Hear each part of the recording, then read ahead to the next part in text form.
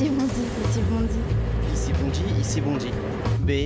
B. C. BBC. Bondy. Bondy. Bondy. Blog. Café. Bondy Blog Café. Gabriel garde l'anonyme. Ici Bondy. Ici Bondy. Bondy Blog Café.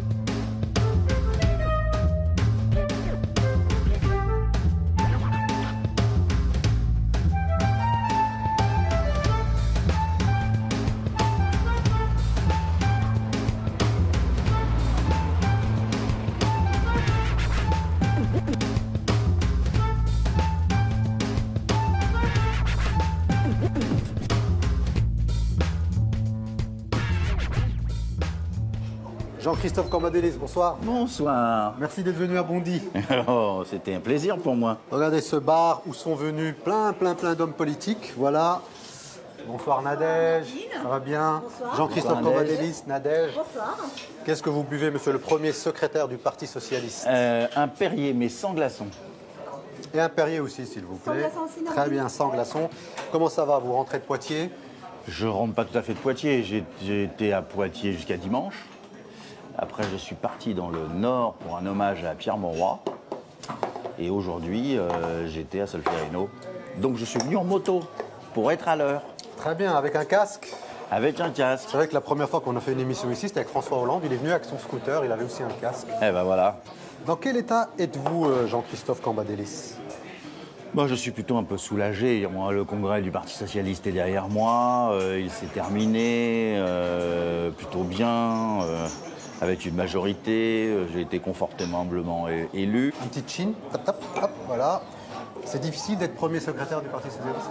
Difficile, non, mais c'est vrai que c'est complexe parce que le Parti Socialiste, c'est des personnalités diverses, des hommes et des femmes qui ont du tempérament, des opinions, et les faire rentrer tous ensemble dans le même, je sais pas, même moule, mais c'est pas facile. De les rassembler, c'est pas facile. Vous aimez ça? Oui, j'aime bien ça, mais c'est pas facile à faire. Depuis tout jeune, d'ailleurs, vous avez une expérience assez forte là-dessus. Vous avez été d'abord à l'extrême gauche. C'est encore plus compliqué à gérer l'extrême gauche. Les lambertistes. Non, ce qui était compliqué, c'était quand j'étais dans le syndicalisme étudiant, que j'étais président de l'UNEF. Là aussi, il y avait toute une série de personnalités différentes, de sensibilités différentes qu'il fallait rassembler. C'est vrai que j'ai commencé comme ça, oui. Vous n'avez jamais été ministre, par exemple? Vous n'avez jamais pris une responsabilité politique importante? Non. Maire d'une ville? Non. Maire de ville, ouais, j'aimerais bien, mais je ne suis pas orienté vers cela. Ministre, ça m'a jamais enthousiasmé, quoi. Mais vous auriez fait quoi si vous n'aviez pas fait de politique, par exemple? Ah, alors j'avais commencé... Artiste, comédien? Oui, voilà, ça acteur. ressemble un peu à ça aussi, Acteur. Je prenais des cours parce que j'habitais Sarcelles, moi. Et donc à Sarcelles, ma mère voulait m'extraire du jeu du soir au pied des tours. Votre mère était picarde et votre père était grec. Et donc elle voulait m'extraire des pieds des tours où on commençait à rouiller les uns les autres. Et elle m'avait dit, fais du théâtre. J'ai fait du théâtre, de la danse, du rugby. C'est un peu éclectique. Non, ça me plaisait. Le rugby. Oui, le rugby, oui, mais la danse classique et le rugby, ça n'allait pas totalement ensemble. Mais bon, bref, je faisais tout ça. Et en fin de compte, le théâtre me plaisait beaucoup. J'avais un professeur de théâtre qui s'appelait Monsieur Dournel. Après, j'ai monté des pièces moi-même. J'ai monté une petite troupe. Vous avez des enfants, Jean-Christophe Cambadélis? Oui, j'ai des enfants. J'ai 2 grandes filles qui volent déjà de leurs propres ailes. Et deux tout petits. Non. Elles s'intéressent. Non, moi je leur dis rien. C'est pas à moi de leur dire ce qu'elles doivent faire. D'ailleurs, elles m'enverraient sur les roses. C'est le moment de le dire. Mais non, elles s'intéressent. Elles sont très engagées dans le sens de citoyens engagés, mais pas du tout dans le parti politique. Est-ce que vous, aujourd'hui, à votre âge, vous avez l'impression d'avoir changé votre monde? J'ai participé à des changements. On ne se rend pas compte aujourd'hui, mais quand j'ai commencé à faire de la politique, on était sous le poids du gaullisme. Ce type d'émission a été impossible. La liberté s'est élargie. grâce à tous les mouvements que nous avons pu faire, la liberté des mœurs. Enfin bon, il y a beaucoup de choses qui ont changé. La société a beaucoup changé. Mais les inégalités restent, elles sont même accrues dans un certain nombre de domaines. Le chômage est très très important, alors que dans ma jeunesse, il n'existait presque pas. On était pendant les 30 glorieuses. Voilà. Et les acquis avaient été construits au lendemain de la guerre et aujourd'hui ils sont démantelés petit à petit. Donc c'est pas du tout les mêmes. D'un certain point de vue, c'est pas la même société, même si c'est la même société. Alors Jean-Christophe Cambadélis, je vais vous proposer la conférence de rédaction du Bondi Blog Café. Et puis après, vous réagissez 1 minute et on rejoint les jeunes du Bondi Blog. Si j'appuie ici et ici, vous devez voir tout ça normalement. Voilà.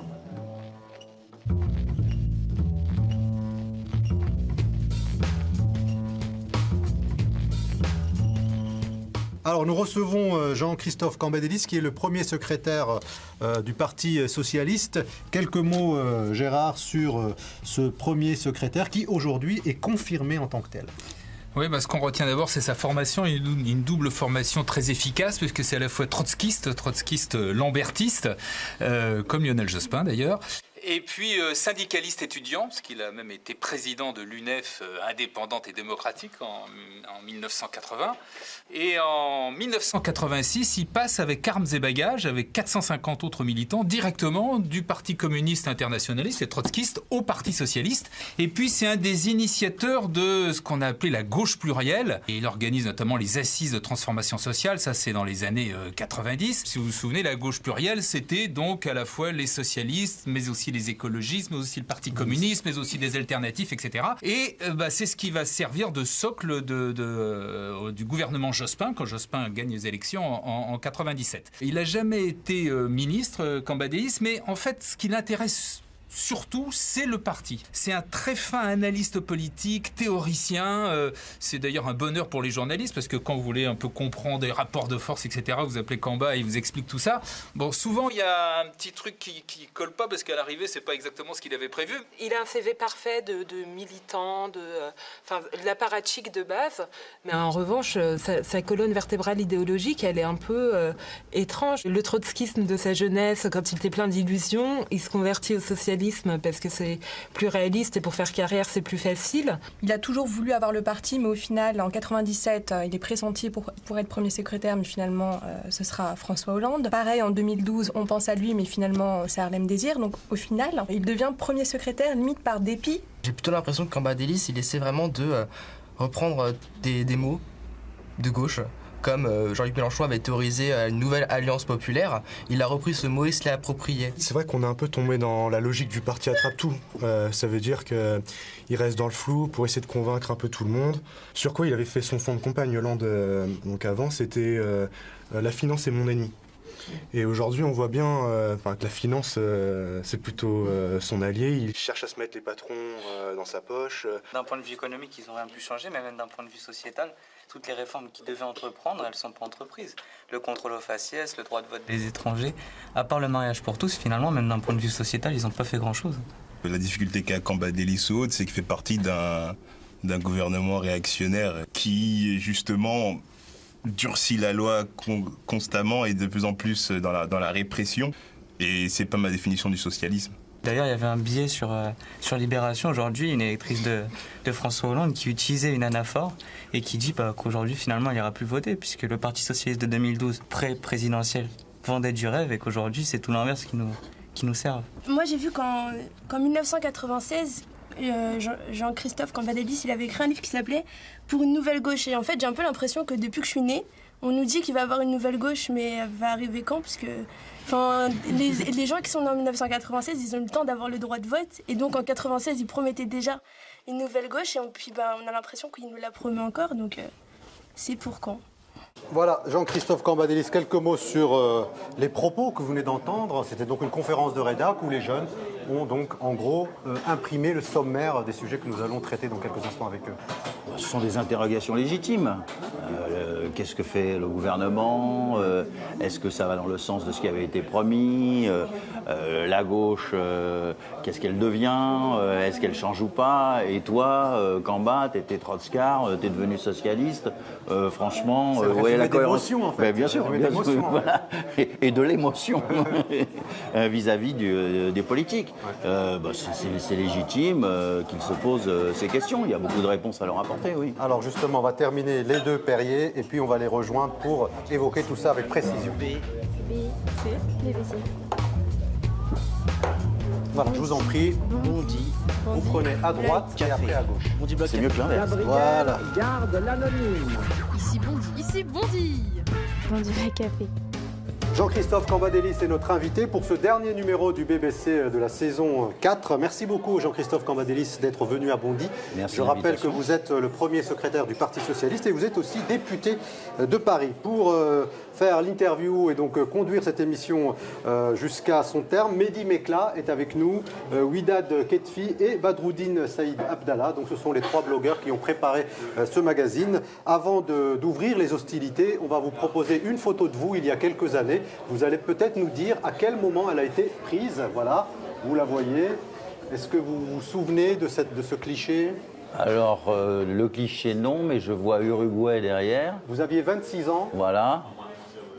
J'avais des cheveux à l'époque. Voilà, vous avez 26 ans, vous aviez quasiment l'âge en fait des jeunes que vous avez face à vous. Avant donc de démarrer cette émission, je vous propose l'édito de Faiza Zerwala qui va donc planter le décor et en tous les cas l'état d'esprit de ce magazine.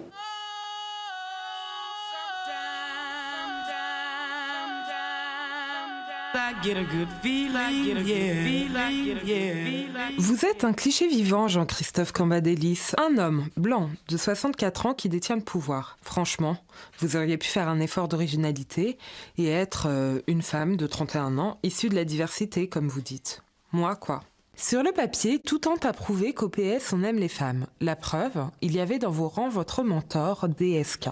Pourtant, vous êtes en théorie de gauche, même si ça ne se voit pas tout le temps. C'est comme sur les sites de rencontres, la réalité est toujours moins belle que sur les photos. Donc, vous êtes de gauche et vous avez le devoir de faire la promotion de l'égalité. On ne va pas non plus vous accabler totalement, le gouvernement, lui, est paritaire. Malgré tout, votre amour pour les femmes, c'est comme les chances pour un chômeur de trouver du travail, c'est limité. Le président est un homme, le Premier ministre, le président de l'Assemblée nationale, celui du Sénat. Vous aussi, vous êtes un homme comme Nicolas Sarkozy, le chef de l'opposition. Beaucoup de chromosomes Y et de testostérone en politique, comme dans le clip des Village People, un vestiaire de foot ou un bar PMU. Vous n'auriez pas un peu de mal à partager le pouvoir ?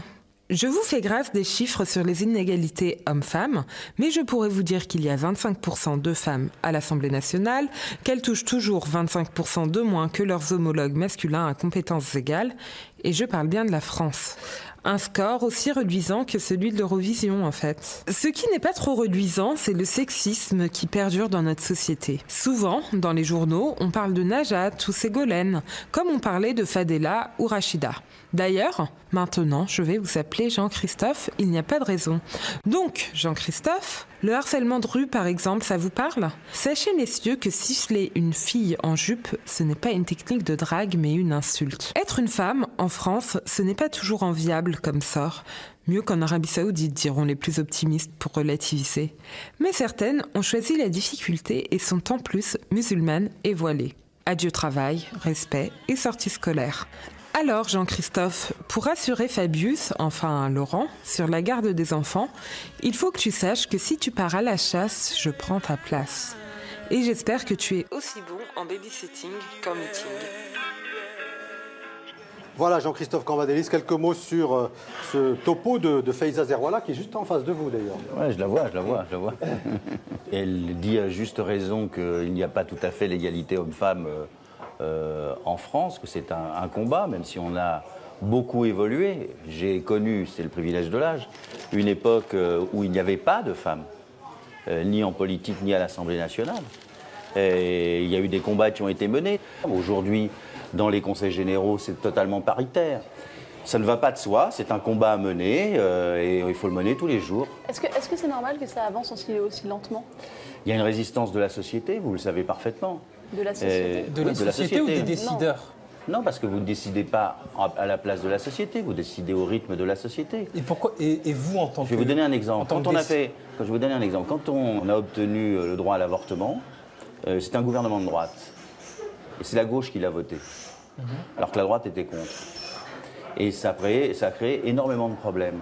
Simone Veil, qui l'a obtenu et qui a présenté ce texte, a été attaquée, mis plus bas que terre parce qu'elle avait avancé. La société n'est pas prête.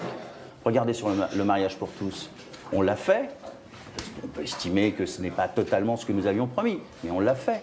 Et regardez ce qui s'est passé, les manifestations, les résistances, etc. Est-ce que vous avez vu les images des migrants agressés par les CRS? Oui, je l'ai vu, oui. Qu'est-ce que vous avez ressenti? Alors, je ne dirais pas agressés par les CRS. Mais moi, je dirais agressés par les CRS. On en a 7 qui sont partis à l'hôpital, quand même. Non, mais je ne dirais pas agresser les CRS. Moi, je le dirais. C'est votre droit. Moi, je peux dire aussi l'inverse. Bon. Simplement, je vous dirais la chose suivante, c'est que moi, je crois que s'installer où on veut, quand on veut, ce n'est pas un droit. Par contre, la solidarité et l'asile, c'est un droit. Est-ce que vous avez été soutenir, avec d'autres élus, faire une chaîne pour soutenir les migrants? Non. Pourquoi? Non, parce que... Vous êtes député pourtant. Et je vais vous expliquer pourquoi. Parce qu'avec les associations, quand ils étaient dans le 18e arrondissement, nous leur avons tous proposé un logement. Ils sont tous relogés. Non, ils sont tous relogés dans des hôtels de la région parisienne. 80 d'entre eux... Miteux, pour la plupart. C'est pas vrai, c'est pas vrai. Vous pouvez pas dire ça. Vous y avez été? Oui, j'ai été, parce qu'avec les associations, nous avons été visés. Et dans mon arrondissement, le 19e arrondissement, il y a un certain nombre d'entre eux qui sont logés dans ces hôtels pour attendre le statut qu'ils demandent. La plupart d'entre eux ont demandé l'asile. Bien, donc il faut un peu de temps, ça ne se fait pas en appuyant sur un bouton. Moi, je pense que c'est mieux que de dormir sous un pont. Quand vous voyez ces images, malgré tout, vous n'avez pas honte? Mais je n'ai pas honte parce que je pense, et je le dis et je l'assume, que ces jeunes-là, dans la situation dans laquelle ils ont été, on leur offrait un hôtel et ils ont été pris en charge par une organisation politique. Qu'est-ce qui explique, Jean, qu'ils refusent? Pourquoi ont-ils refusé des relogements? Parce que la plupart d'entre eux veulent aller en Angleterre. D'accord. Donc ils ne veulent pas demander le droit d'asile en France. Donc ils sont dans une situation de transit. Et donc, nous, on leur dit, si vous voulez demander le droit d'asile en France, vous le demandez, ça c'est normal. À ce moment-là, on examine un certain nombre de cas. Et comme la plupart d'entre eux sont des Somaliens, évidemment, on peut comprendre qu'ils aient le droit... Érythréens. On peut comprendre qu'ils puissent avoir le droit d'asile vu la situation dans leur propre pays. Mais les autres estiment qu'il vaut mieux aller en Angleterre. Donc, ils nous disent, on ne veut pas faire la demande. Donc on est dans un no man's land puisque les Anglais refusent de les recevoir. Mais là on parle d'images, Jean-Christophe Cambadélis. Mais on ne fait pas de la politique pour l'image. On parle de CRS. On parle de gens. Qui massacrent des jeunes. Excusez-moi, qui massacrent. Si on veut ça comme ça. Est-ce que vous estimez qu'ils ont été traités avec humanité? Je ne dirais pas ça. Je dirais qu'ils ont été dans une situation où on a voulu faire une démonstration politique. Parce que vous ne pouvez pas non plus ignorer. Vous pouvez pas ignorer. Mais vous pouvez pas ignorer qu'il y avait 80 personnes, et puis qu'il y avait des politiques. Ils sont venus comment, les politiques, à votre avis? Donc il ne faut pas se tromper dans ce genre de situation. Il faut... Non, ils veulent faire une démonstration que nous ne sommes pas de gauche. Alors qu'ils n'étaient pas là auparavant, que quand nous, on s'occupait d'eux, avec les associations, pour leur fournir de l'eau ou des sanitaires, personne ne s'en occupait. Et pourquoi d'un seul coup, ils étaient présents? À votre avis, pourquoi? Je peux même vous donner les noms, je les connais tous.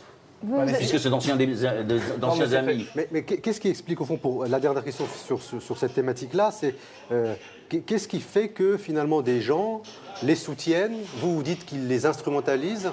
Non, je ne dis pas qu'ils les soutiennent.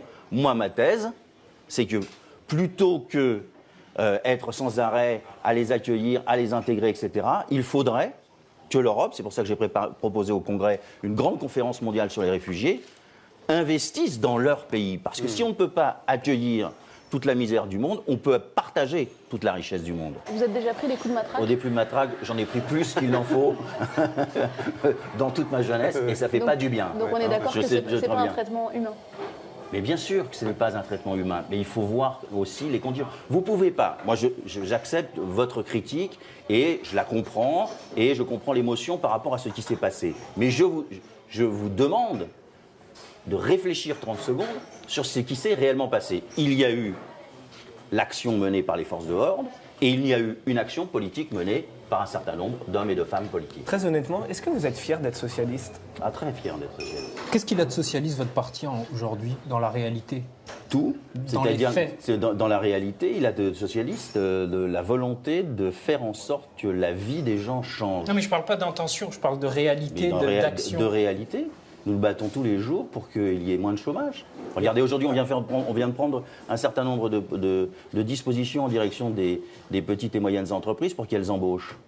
Nous avons créé une banque pour aider les entreprises. Nous avons fait en sorte qu'il y ait des allègements pour que les entreprises puissent embaucher. On se bat tous les jours pour cela. Alors justement, sur le chômage, si vous permettez, sur le chômage, je vous propose juste de réécouter très vite les réactions des jeunes du Bondi Blog, justement, à l'annonce de la progression du chômage il y a quelques jours. Moi, je pense que le chômage, c'est vraiment la grosse épine dans le pied de François Hollande. Ça fait 3 ans maintenant qu'il essaye de juguler ça, mais...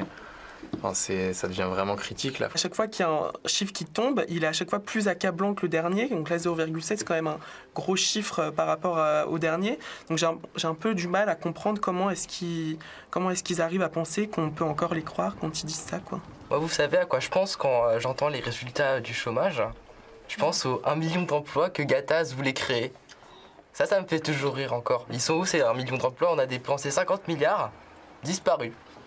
Quand tu as des maisons de l'emploi locales qui bénéficient de subventions pour aider les jeunes à avoir des emplois, à avoir des formations, et que tu vois que cet argent-là, il n'est pas destiné à ces jeunes, ou des entreprises qui viennent s'implanter dans les quartiers, qui utilisent des zones franches et qui n'embauchent pas ces jeunes-là, tu te dis qu'on ne va jamais s'en sortir. On va se retrouver avec des emplois entre guillemets poubelles, avec des bacs plus 5 au SMIC, quoi.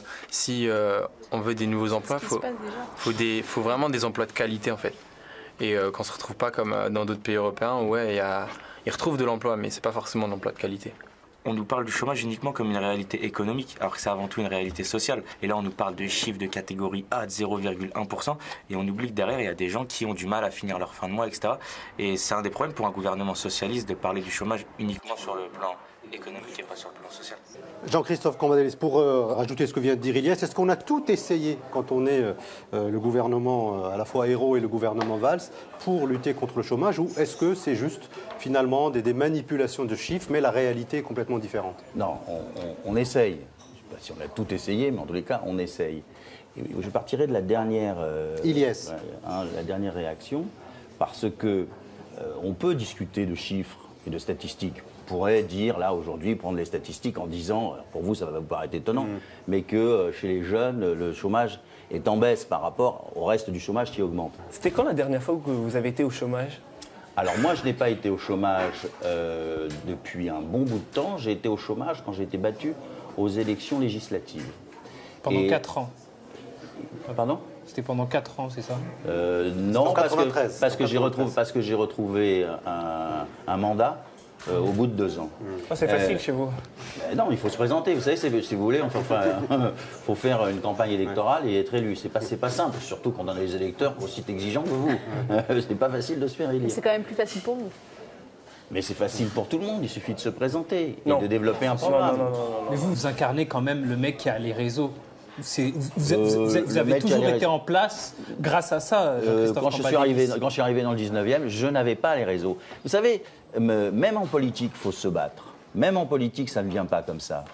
Et même en politique, on n'est pas du jour au lendemain. Mais pour revenir sur le chômage, notamment celui des jeunes, s'il vous plaît, est-ce que le gouvernement Valls a tout essayé? Est-ce que d'abord il a conscience de la réalité du chômage des jeunes, ou est-ce que au fond, on considère qu'il faut attendre la croissance et peut-être un geste du MEDEF pour pouvoir faire quelque chose? Mais non, pas du tout. C'est-à-dire qu'on essaye de traiter ce problème par tous les bouts. On n'attend pas que le MEDEF nous dise oui, parce que le MEDEF nous a dit qu'il y aura 1 million, ce qui était dit dans le reportage, il y aura 1 million d'emplois, et puis aujourd'hui on nous dit mais non, mais c'était un slogan, c'était pas la réalité. Quand François Hollande a promis l'inversion de la courbe, est-ce que vous y avez cru? Moi, j'ai dit que c'est pas comme ça qu'on parle. D'ailleurs, je lui ai dit. Parce que ça ne veut rien dire, l'inversion de la courbe. Les chômeurs, ce n'est pas une courbe. Ce sont des hommes et des femmes. Et c'est un langage technocratique qui est un peu choquant. Mais ça voulait dire qu'on essaye de Vous y avez cru, vous, à ce changement? Moi, j'y crois toujours. Je pense qu'on peut y arriver. Mais l'objectif, c'était il y a un an. Donc. Mais oui, mais c'est pas parce qu'on ne l'a pas obtenu qu'il ne faut pas continuer à combattre. Tout ça vient d'où? Il y a de cela une quinzaine d'années, on a dit, les socialistes ont dit, on a tout essayé. C'est Jospin qui l'a dit. Voilà. Et donc, à partir de là, on se retrouve dans une situation où il n'y aurait plus rien à faire. Eh bien, nous, on dit, on n'a pas tout essayé, et on essaye, et on essaye, et on essaye, et on essaye. Mais quand vous êtes dans votre lit la nuit, vous regrettez pas? Quoi, Jospin? Non. Vous regrettez pas que finalement que François Hollande soit élu? Non, pas du tout. Vous vous dites pas c'était une mauvaise idée, on est dans la merde? Non, pas du tout. Vous savez, moi, j'étais pas avec François Hollande. Oui, j'étais avec Martine Aubry, moi. Bon, bah, j'ai été battu, j'ai respecté la démocratie. C'est François Hollande qui s'est présenté, mais pour moi, vaut mieux toujours François Hollande, même dans la situation à laquelle il est aujourd'hui, que Nicolas Sarkozy. Jean-Christophe Cambadélis, depuis mai 2012, donc depuis l'élection de François Hollande à la présidence de la République, il y a eu 640 000 chômeurs supplémentaires en 3 ans. Donc on est sur une trajectoire qui va peut-être nous amener à 1 million de chômeurs à la fin du quinquennat. Est-ce que si, effectivement, en 2017, on est à 1 million de chômeurs supplémentaires, est-ce que François Hollande a intérêt à se présenter ou pas? Il a donné la réponse à cette question. Il a dit que s'il échouait sur le terrain du chômage, il ne se représenterait pas. Donc il y a de grandes chances qu'il ne se représente pas. C'est assez courageux, puisque la plupart des gens... Sarkozy aussi l'avait dit. Hein. Non, il n'avait jamais dit ça. Il avait dit, si on ne retourne pas au plein emploi, je ne me représenterai pas. Non, enfin, je ne me souviens pas d'avoir qu'il ait dit ça. Justement, on va parler de Nicolas Sarkozy. Vous savez, juste avant vous, ils ont eu donc le congrès donc, à Porte de la Villette, pas très loin de chez vous. Vous êtes allé à Poitiers. Dans ma circonscription. Eux sont venus donc vous narguer ici, donc, dans le 19e. Je vous propose les réactions donc, sur finalement le nouveau logiciel donc, des Républicains et après, on réagit sur cette thématique. Les Républicains... C'est totalement factice comme renouveau. Ça a fait penser aux boîtes qui font faillite pour escroquerie, qui se reconstruisent rapidement avec un nouveau nom. Moi, je pense que Nicolas Sarkozy a été très malin en changeant de nom, parce que voilà, on associait souvent l'UMP à l'affaire Big Malion, à la guerre des chefs entre Fillon et Jean-François Copé, etc. C'était un parti qui était censé promouvoir le rassemblement, alors qu'en réalité, on voit qu'ils sont toujours autant divisés. Enfin, j'ai juste l'impression qu'ils mettent un nouveau nom, mais la base du parti, c'est la même. Et puis Sarkozy, il essaye de passer un peu le balai pour faire du vide et prendre plus de place. Donc dans le fond, les Républicains, c'est le parti de Nicolas Sarkozy. C'est une relance pour les prochaines élections de 2017, c'est tout. En fait, le nom Le Républicain, c'est comme du rap, en fait. C'est comme un mec qui va pomper un instru de Jay-Z et vous faire croire en rap en français que c'est lui qui l'a créé. C'est américain, c'est purement calqué sur ça. Et ça prendra pas. Le jour même où le parti s'appelle Les Républicains, ils tweetent en revendiquant haut et fort l'héritage des valeurs chrétiennes.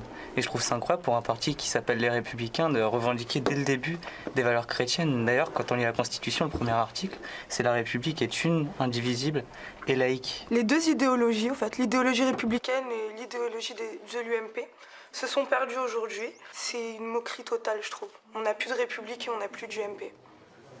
Alors Jean-Christophe Cambadélis, réaction. Qu'est-ce que je vais dire à ça? Tout est parfait. Tout est parfait. Non, c'est ce qui a été dit qui me semble tout à fait juste. C'est un emprunt à la politique américaine, hein, les Républicains, le Tea Party, c'est-à-dire la politique menée par la droite américaine. C'est la volonté de dire les Républicains, qu'il n'y a pas d'autres Républicains que les amis de Nicolas Sarkozy et son parti. Ce que moi je conteste. Comme jadis, on a dit les Français pour finalement dénier une autre identité à d'autres Français, comme nous ici, les quatre. Oui, mais les Français sont pluriels. Ou vous, les Républicains sont pluriels. Grecque. Les Républicains sont pluriels, évidemment. Il y a des Républicains de droite et des Républicains de gauche. Mais dans les discours, on prend le discours du Front National. Moi, quand je vois M. Estrosi dire « ce n'est pas parce qu'on a une carte d'identité qu'on est français », c'est mot à mot ce que disait Jean-Marie Le Pen. Quand on dit que les musulmans, c'est la 5e colonne du terrorisme, ça n'a pas été condamné par Nicolas Sarkozy, ça. Et c'est pas républicain que de dire ça. Donc c'est une manœuvre pour siphonner les voix du Front National au premier tour des élections présidentielles. Point. En 2017, peut-être que Nicolas Sarkozy sera candidat, peut-être que François Hollande aussi. Finalement, on a l'impression que vous ne vous fatiguez jamais, que vous vous lassez jamais de vous représenter, d'être encore élu, comme vous d'ailleurs. Vous savez, quand vous pensez que votre tâche n'est pas achevée, vous continuez. Ah, c'est ça alors? Oui. 30 ans, 40 ans, 50 ans. Mais c'est les électeurs qui tranchent. Et la relève, elle arrivera un jour? Mais elle arrive. Vous la favoriserez comment vous allez voir, j'ai dit au congrès du Parti Socialiste qu'il fallait changer les têtes et qu'il fallait faire en sorte qu'il y ait une relève et qu'il y ait des nouveaux qui viennent. Vous croyez en qui en ce moment? Vos petits poulains? Moi, j'ai pas de poulain. J'ai des camarades. J'aimerais vous lire une phrase d'Emmanuel Todd. Le Parti socialiste avait jusqu'alors récemment réussi à faire passer l'idée qu'il était le défenseur naturel des enfants d'immigrés.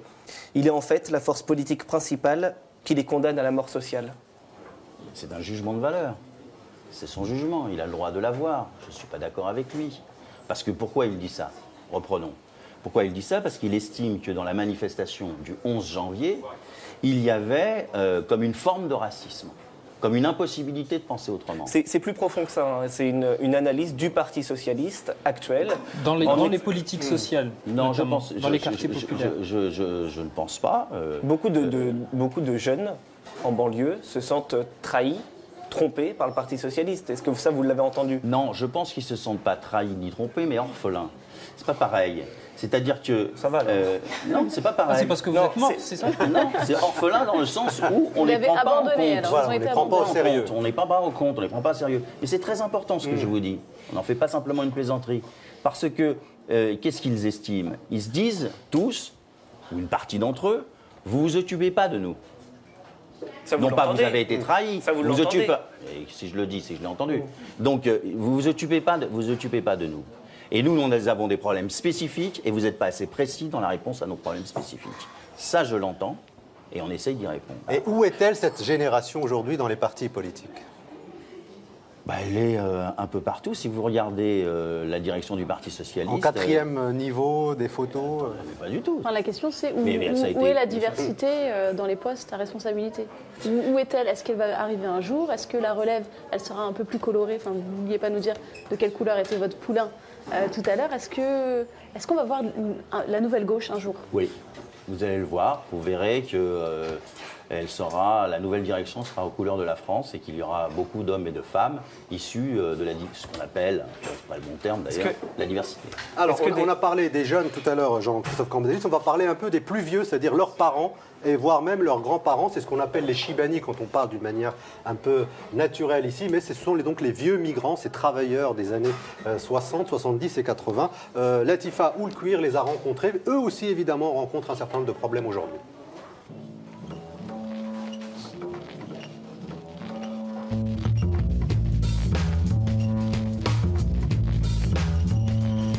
J'ai rencontré ce qu'on a appelé les Chibani du Faubourg Saint-Antoine en août, alors qu'ils étaient en pleine tourmente, craignant de se faire expulser de l'hôtel meublé et insalubre qu'ils occupaient depuis plusieurs années pour certains. Grâce à la mobilisation de personnalités politiques locales, de certains médias et de simples citoyens, quasiment tous ont été relogés.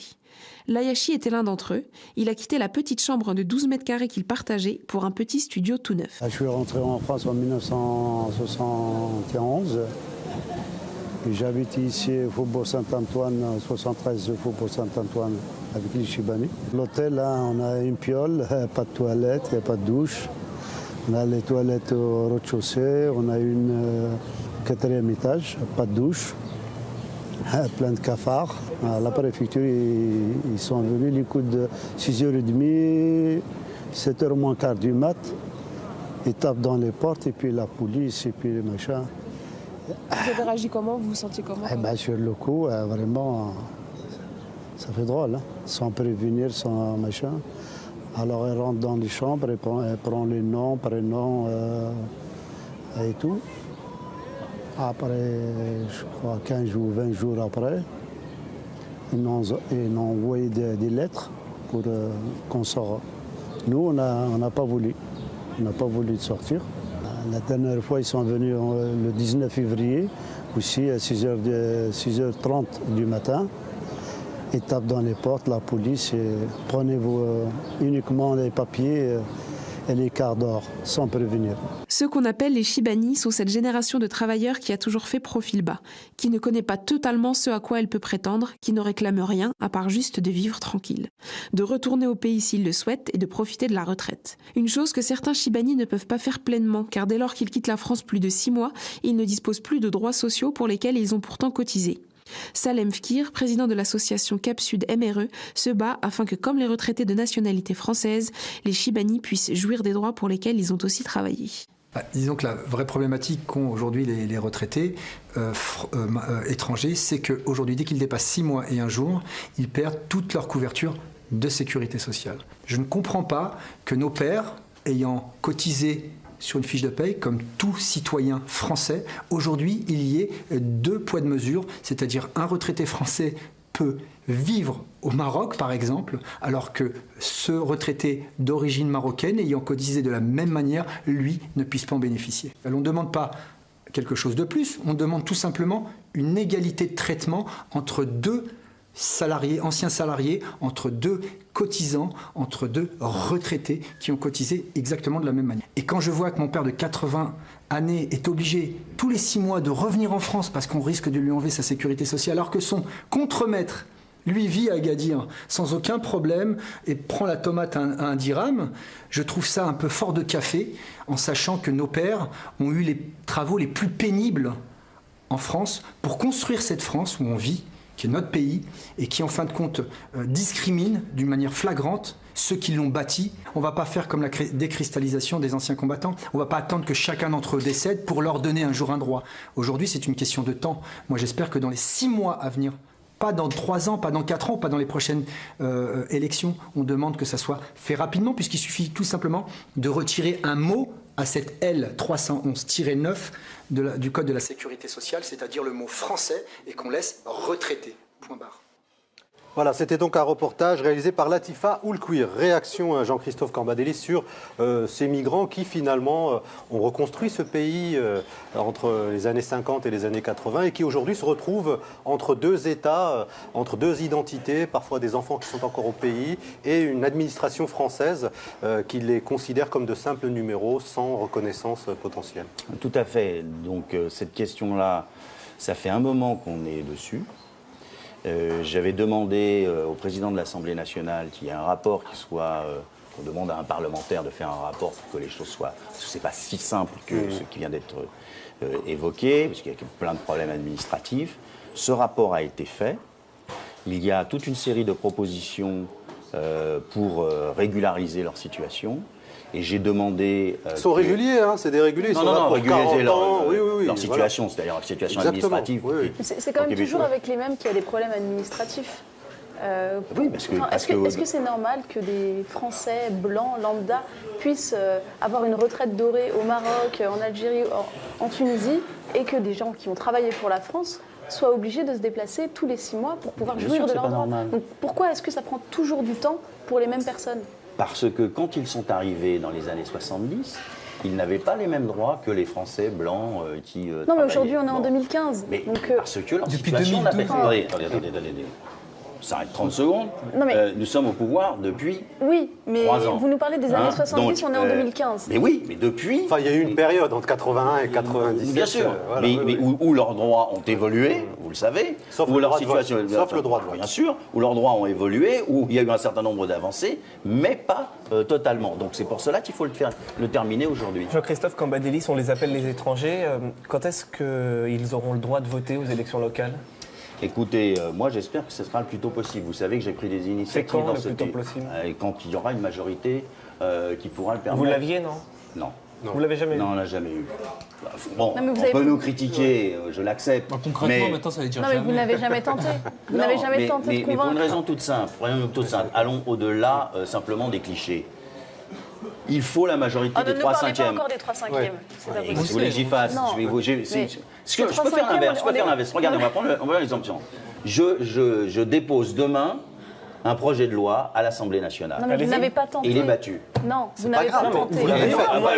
Et alors, comme ça, je pourrais vous dire, bah voilà, on a fait notre boulot. Mais je pense que vous avez mis tout le monde devant sa responsabilité. Non, moi je suis pour un mouvement national des droits civiques. C'est ce que j'ai posé à tous les partis de gauche, de créer un grand mouvement national et qui, sur cette question-là, crée un rapport de force. Parce que je crois au rapport de force. On ne peut pas utiliser ce droit de vote des étrangers comme une promesse et ensuite dire non mais on n'a pas la majorité des 3/5e, c'est pas de notre faute. Il faut le faire passer dans la vie. Il faut le faire passer dans la vie. On n'a même pas tenté de convaincre des élus du centre qui auraient pu voter cette loi. Au moins, au moment où nous sommes arrivés, pas dire de nom, mais des centristes, on va dire, y étaient favorables. À mon avis, nous avons eu tort de tarder. On s'est dit, si on fait ça, vous allez comprendre le raisonnement, tout de suite, les Français vont dire, on se tue de ça, et on ne se tue pas du chômage. Donc on a dit, on fera ça. Oui, mais on s'est ce qu'ils ont dit pour le mariage pour tous. Oui, et puis vous l'avez fait. C'était le même argument. Voilà, c'est le même argument. Oui, mais... Bon. Donc, les droits ont avancé à partir de pour les uns là, et pas pour les autres. on a dit on le fera en septembre. Et en septembre, c'est responsable. C'était déjà retourné et on avait pu la majorité qualifiée nous permettant de le faire. On pourrait passer par un référendum. On pourrait passer par un référendum. Mais pour passer par un référendum, il faut aussi avoir cette Vous êtes favorable, vous, au référendum? Bien sûr, pour cette question-là. J'ai toujours été favorable, je me suis toujours battu pour.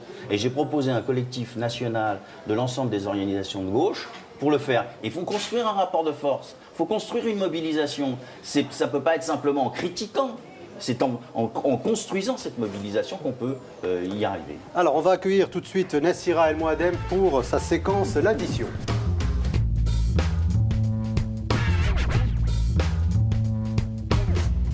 Bonsoir Nassira. Bonjour, bonjour Monsieur Cambadélis. Monsieur Cambadélis, j'ai lu très attentivement le texte de la motion A. Bravo. Que vous avez représenté, qui est très long, 40 pages.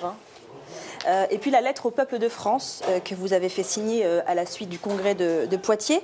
Vous parlez du redressement du pays qui est en œuvre. Vous nous dites que nous avons affronté toutes les crises qui menaçaient la France. Vous nous dites encore que nous menons bataille contre la désindustrialisation et le chômage, ou bien encore, nous luttons contre la crise sociale. Dans quel pays vous vivez? Mais dans un pays où on fait ça.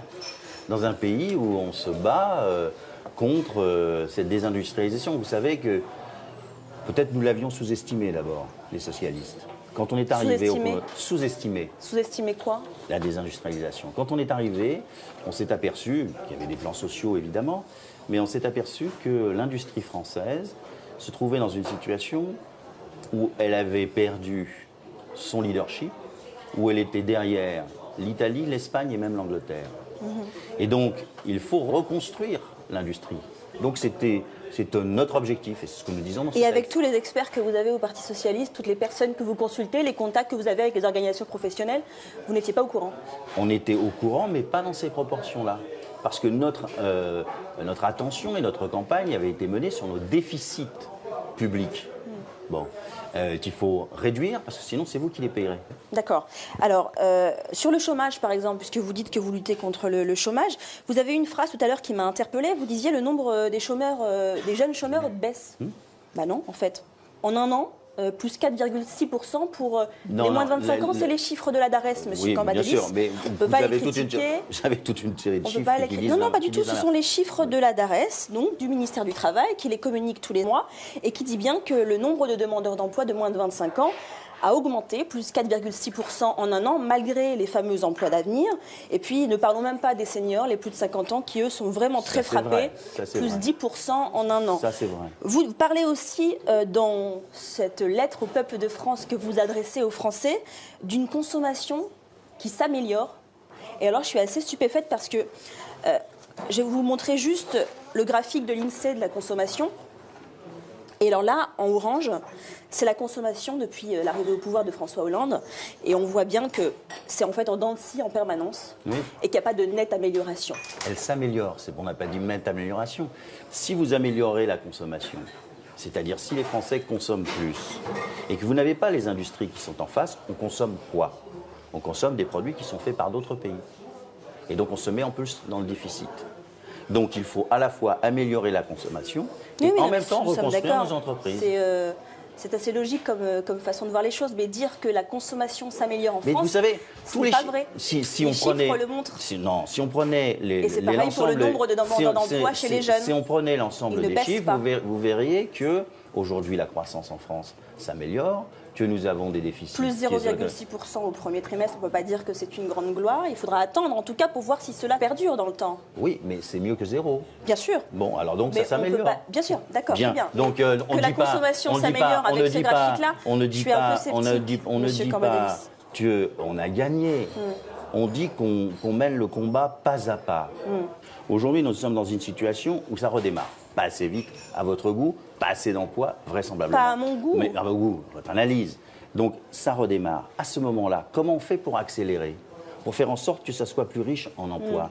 On travaille là où il y a de l'emploi, pas dans les grandes entreprises, mais dans les PMI, PME. Donc on prend un certain nombre de mesures. On essaye de faire en sorte que ça puisse redémarrer. Et pour le plafonnement des indemnités de licenciement qui a été annoncé, est-ce que vous trouvez que c'est une bonne chose également? Ça dépend pour quelle entreprise. Je vais déposer un amendement à l'Assemblée nationale pour que ça ne soit pas au-dessus de 300 employés. C'est-à-dire que ça se concentre sur les entreprises qui sont en dessous de 300 employés. Vous trouvez que ça va relancer l'emploi? Oui, pour une raison toute simple, c'est que à partir du moment où chacun connaît ce qui doit se passer, c'est-à-dire où est votre plancher et où est votre plafond, vous savez sur quoi vous pouvez vous mettre d'accord avec votre employeur. Donc c'est plus facile. Pourtant, il y a 10 ans, le Parti socialiste proposait en fait de doubler l'indemnité de base légale du licenciement. Donc en fait, en 10 ans, il y a eu une telle métamorphose du Parti socialiste qu'aujourd'hui, vous proposez en fait ce que le MEDEF et ce que les organisations, notamment la CGPME, exigent depuis des années. Bon, qu'est-ce qui s'est passé en 10 ans? Le nombre de chômeurs est passé de combien à combien? On était déjà à 9% de chômage en 2001. Bon, alors, le caractère exponentiel du chômage. On reste là, on regarde le chômage, on se tourne les pouces et on dit, ça, c'est pas bien, on va pas le faire, etc. Ou on tente par tous les bouts de mener la bataille contre le chômage.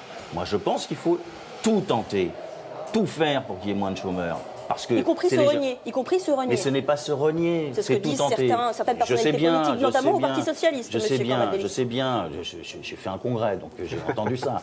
Je sais parfaitement. Mais ils ne sont pas en désaccord, par exemple, avec les allégements de charges aux entreprises. Dernière question, Monsieur Cambadélis. Est-ce que vous avez payé les amendes liées à votre absentéisme à l'Assemblée nationale? Je les ai payées. Elles étaient de combien? Oh là là, elles étaient importantes, elles sont prises directement sur mon salaire parce que moi, comme je passe beaucoup de temps... Importantes, c'est-à-dire? Je n'ai pas en tête là, cette seconde, mais parce que moi, comme je passe beaucoup de temps en province, beaucoup de temps à animer le Parti socialiste, je ne suis pas beaucoup de temps dans l'hémicycle. Ah, d'accord. Voilà. Ça, c'est votre alibi, donc. Vous êtes beaucoup de temps sur le terrain, pas beaucoup en séance. Oui, mais bien sûr, mais je pense que les parlementaires, tout ça, parce que je ne suis pas d'accord avec cette mesure, oui, je l'ai déjà dit, je me suis déjà gendarmé là-dessus, on n'est pas à l'école. Et encore à l'école, on ne fonctionne pas comme ça. Moi, je pense qu'un homme politique et un député, il doit aussi être sur le terrain, il doit aussi rencontrer des gens et il doit aussi se faire engueuler comme je me fais engueuler depuis 1 heure. Merci à vous. Merci beaucoup, Nassira El Mouadem, pour votre chronique L'Addition. Merci beaucoup Nassira El Mouadem. Widad Ketfi a repris sa place et on donne la parole au public. Vous le savez, à la fin du Bon Café, c'est toujours comme ça. Ilyes, là-bas au fond. J'ai une question. En fait, ça fait 35 ans que vous faites de la politique. Et la politique, on dit traditionnellement que c'est changer la vie des gens. Alors je me demandais, vous, en 35 ans de vie politique, qu'est-ce que vous avez fait pour changer ma vie? À votre avis, c'est difficile d'y répondre puisque vous n'avez, je ne sais pas si vous avez 35 ans. Je ne le pense pas. Il y a beaucoup de choses qui ont changé et beaucoup de choses qui sont à la fois produits de ce que les lois ont mis en place dans la vie de nos concitoyens, mais je le disais tout à l'heure, on en parlait, beaucoup de choses ont changé par des combats. Et moi, ce que je reproche dans la vie politique actuelle, c'est qu'on parle beaucoup, on critique totalement, tout le temps, mais on ne se bat plus. Et tant qu'il n'y a pas de mouvements sociaux important, il n'y a pas de rapport de force. Latifa, une autre question ici. Bonjour, Monsieur Cambadélis. Quelque chose m'a interpellé tout à l'heure. Vous disiez que les électeurs du Parti socialiste, donc en banlieue, s'étaient retrouvés orphelins. Et ma question, c'est quand est-ce que le Parti socialiste va comprendre que le paternalisme en banlieue, ça ne fonctionne plus, que les gens ne veulent pas qu'on leur tienne la main, mais plutôt qu'on leur laisse la route? C'est exactement ça. Orphelin, c'est ça. C'est-à-dire qu'il ne s'agit pas de se substituer aux gens. Il ne s'agit pas de leur dire voilà ce qu'il faut faire, voilà comment il faut faire. Il s'agit d'aider, de dégager la voie. La formule est totalement juste. Et donc, au passage, les socialistes, ils sont la preuve ici, dans cette ville. Il ne faut pas trop charrier quand même. Je sais que le Parti socialiste, aujourd'hui, n'est pas en odeur de sainteté. Mais quand même, je défends ce qu'ils font sur le terrain. Et ils le font sur le terrain. Dernière question. Bonjour, Monsieur Cambadélis. C'est... à l'immigré, à l'enfant d'immigré que j'aimerais poser la question et aussi au premier secrétaire du Parti socialiste. Tout à l'heure, vous avez vu le reportage sur les Chibani. Qu'allez-vous faire en tant que premier secrétaire au pouvoir, du parti au pouvoir, pour rectifier cette distorsion de droit entre un retraité français et un retraité immigré, tout simplement, pour qu'ils puissent bénéficier de leur retraite pleine et entière avec une couverture de la sécurité sociale dans leur pays d'origine, car aujourd'hui, c'est une question de temps, et le temps n'est pas encore la chose qu'il leur reste. Bien. Je vais vous proposer quelque chose. Je vais vous proposer la chose suivante. Que nous allions tous les deux en délégation voir Manuel Valls pour lui poser cette question, puisque moi je le partage. Et comme ça, quand le Bondy Bloc Café reprendra, vous aurez la réponse en direct. Très bien, très bien. Christophe Cambadélis, est-ce que des fois vous vous sentez mort? Mort? Ah non, moi je me sens très vivant. Et le Parti Socialiste vivant aussi? Oui, vivant aussi, vivant aussi. Il peut mourir. Il peut mourir. Et je ne pense pas que la société s'en portera mieux. Merci beaucoup Jean-Christophe Cambadélis d'avoir répondu à notre invitation. Avant de vous quitter et de vous laisser donc repartir à Paris, on va vous donner l'affiche du Bondy Bloc Café où vous allez mettre une petite dédicace. Avant cela, je voudrais remercier Mehdi Meklat, Widad Ketfi et Badroudine Saïd Abdallah d'avoir proposé, préparé et présenté cette émission. Merci évidemment à Jamart et à Zadig Productions pour le travail autour de ce magazine. Vous n'allez pas repartir les mains vides puisque vous le savez, ici on a une tradition, on offre des petits cadeaux. Il y a un premier cadeau, c'est un livre écrit par Ashraf Ben Brahim en quartier. C'est une immersion dans une dizaine de partis politiques français. Donc Ashraf Ben Brahim est aujourd'hui étudiant et il raconte tout ça dans ce livre, Encarté, mon immersion dans les partis politiques, aux éditions Le Mieux Éditeur. Deuxième livre, c'est un livre de Karim Madani, Spike Lee. C'est un regard sur la société américaine à travers les yeux et la réflexion de Spike Lee. Spike Lee, American Urban Story, est une balade gonzo et rock'n'roll, comme on dit, dans la 4e de couve. Donc ces deux livres vous appartiennent désormais, Jean-Christophe Cambadélis. Et puis en même temps, vous n'allez pas repartir aussi comme ça. Il y a aussi donc le dernier numéro des Inrecuptibles avec en une Faiza, Zerwala, Mehdi et Badrou, avec donc un face-à-face avec Emmanuel Todd autour donc du 11 septembre. Ce 11 janvier, pardon.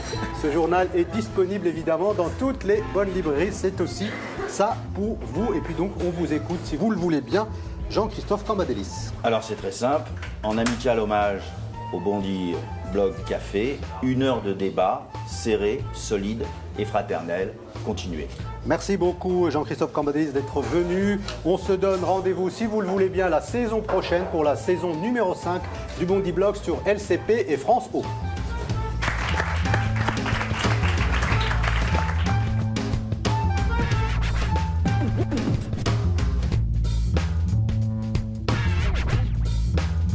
En fait, on est dans une position où on est tout le temps en train de se plaindre, mais en même temps, on n'a pas le choix. Et j'en ai marre d'être obligé de me plaindre. J'en ai marre. J'ai eu l'impression de vouloir attaquer finalement quelqu'un parce qu'on attend des réponses, mais que cette personne, elle ne prend pas les coups parce qu'elle est vide. La France dans laquelle on grandit aujourd'hui, elle est dans un état clinique catastrophique. On est limite à la salle de réanimation, quoi. Tous les élus qu'on a reçus nous ont tous fait le même diagnostic. Mais il n'y a jamais de remède, jamais de solution, jamais de médicaments, il n'y a même pas de réanimation, il n'y a rien. C'est-à-dire, il y a un diagnostic, et voilà. Non, mais merci, on est devant la porte. Non, on est devant la porte. On te dit t'es malade, mais c'est tout. T'es malade, attendre. débrouille-toi. C'est plus possible.